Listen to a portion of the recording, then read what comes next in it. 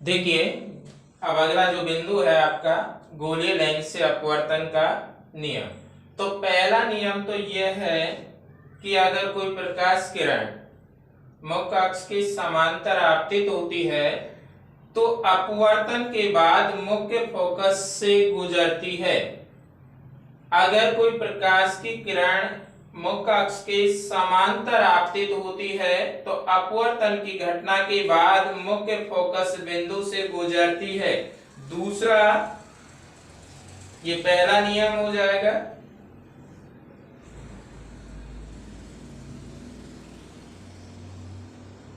ये मुख्य अक्ष हो जाएगी। अगर कोई प्रकाशिक केंद्र से, जैसे ये प्रकाशिक केंद्र O है, अगर आपकी प्रकाश किरण यहां से आपतित होती है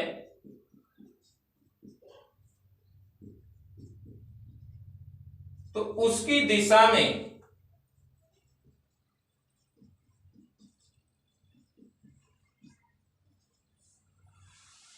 पहला नियम, आपतित किरण अगर मुख्य अक्ष के समांतर आपतित होती है तो अपवर्तन की घटना के बाद मुख्य फोकस बिंदु से गुजरती है।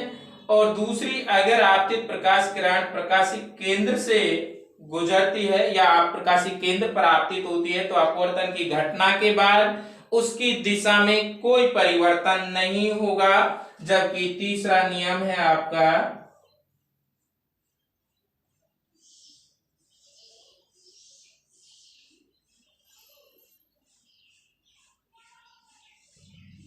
इस तरीके से, या फिर अगर आप ऐसे नहीं समझ पाए, जैसे ये मुख्य फोकस F हो गया, अगर मुख्य फोकस F से आपतित होती है तो अपवर्तन की घटना के बाद मुख्य अक्ष के समांतर हो जाती है अपवर्तित किरण, या आपकी आपतित किरण होगी, आपतित किरण। तो ये तीन नियम हो गए आपके। पहला नियम, आपतित किरण यदि मुख्य अक्ष के समांतर है तो अपवर्तन की घटना के बाद मुख्य फोकस बिंदु से गुजरेगी। दूसरी, अगर आपतित प्रकाश किरण प्रकाशिक केंद्र से गुजरती है तो अपवर्तन की घटना के बाद उसकी दिशा में कोई परिवर्तन नहीं होगा। तीसरा नियम, अगर आपतित प्रकाश किरण मुख्य फोकस से गुजरती है तो अपवर्तन की घटना के बाद मुख्य अक्ष के समांतर हो जाती है। तो ये तीन नियम है गोलीय लेंस से जो अपवर्तन के जो प्रतिबिंब है या अपवर्तन के जो नियम है, अगर ये तीनों नियम क्लियर है तो हम बिंब या वस्तु का जो प्रतिबिंब है किस जगह पर बनेगा, किस प्रकार से बनेगा, उसका हम आसानी से उदाहरण दे सकते हैं या उनका हम डायग्राम ले सकते हैं। अब सबसे पहले उत्तल लेंस से प्रतिबिंब का निर्माण। उत्तल लेंस से प्रतिबिंब का निर्माण।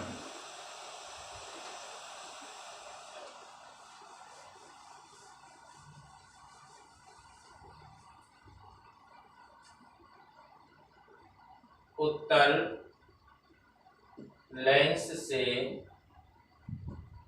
प्रतिबिंब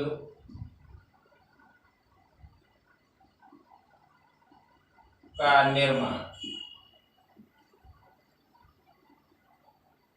उत्तल लेंस से प्रतिबिंब का निर्माण, सबसे पहले कंडीशन जब वस्तु अनंत पर स्थित हो।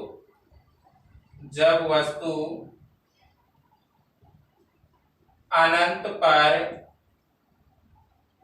स्थित हो,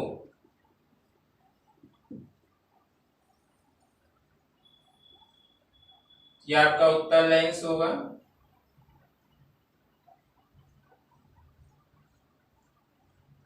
ये इसकी मुख्य अक्ष होगी।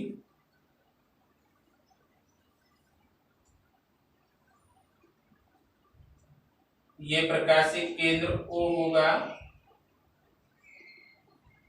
और मान लो जैसे आपकी वस्तु अनंत पर है या आपतित प्रकाश की किरणें होंगी तो आपका ये गोलीय दर्पण का जो रूल नंबर 1 है उससे स्पष्ट होता है कि जब आपतित प्रकाश किरणें मुख्य अक्ष के समांतर हैं तो अपवर्तन की घटना के बाद ये दोनों ही प्रकाश किरणें मुख्य फोकस बिंदु से गुजरेंगी। कहां से गुजरेंगी? मुख्य फोकस बिंदु से। तो यहां से इस वस्तु का प्रतिबिंब हम बता सकते हैं, ये अपवर्तित किरणें होंगी दोनों और मुख्य फोकस बिंदु से गुजरेंगी। अर्थात जब वस्तु अनंत पर स्थित होती है उत्तल लेंस के अंदर तो वस्तु का प्रतिबिंब मुख्य फोकस पर बनता है, जो वास्तविक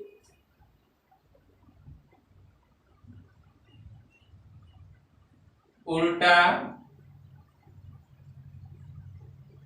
एवं वस्तु से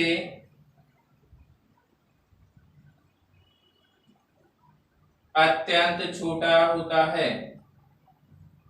अत्यंत छोटा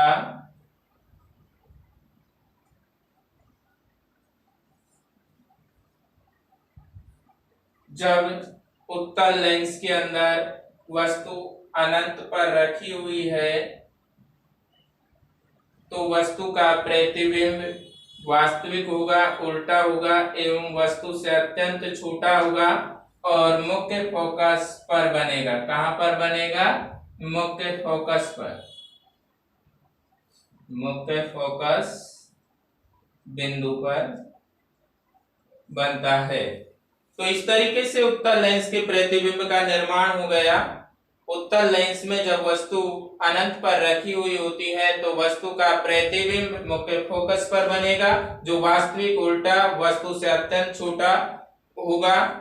अब इसके बाद जो अगली कंडीशन है, इस प्रतिबिंब निर्माण में जो गोलीय दर्पण का जो हमने पहला नियम बताया था वो फॉलो होगा कि जब आपतित प्रकाश किरणें मुख्य अक्ष के समांतर हैं तो अपवर्तन की घटना के बाद मुख्य फोकस बिंदु से गुजरती हैं।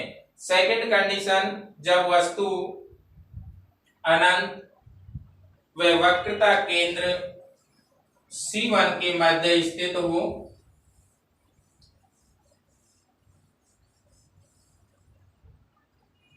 सेकंड कंडीशन, जब वस्तु अनंत व वक्रता केंद्र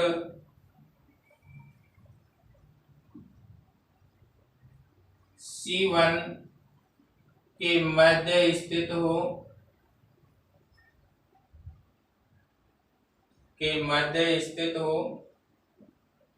तो देखिए वस्तु का प्रतिबिंब कहां बनेगा, इस तरीके से।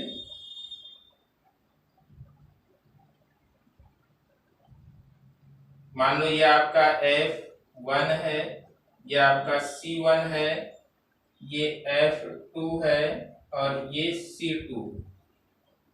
वस्तु आपकी यहां रखी हुई, ये इसके समांतर जाएगी, अपवर्तन की घटना के बाद मुख्य फोकस बिंदु से गुजरेगी। दूसरी जो प्रकाश की आपतित किरण होगी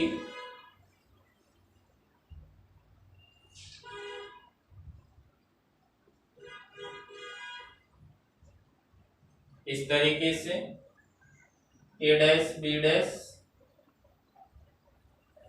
सेकंड कंडीशन, जब वस्तु अनंत व वक्रता केंद्र C1 के मध्य स्थित होती है तो वस्तु का प्रतिबिंब C2 व F2 के मध्य बनेगा। उल्टा है का मतलब वास्तविक है, वस्तु से आकार में आपको दिखाई भी दे रहा है कि आकार में क्या होगा, छोटा होगा। तो पहली कंडीशन, वस्तु का प्रतिबिंब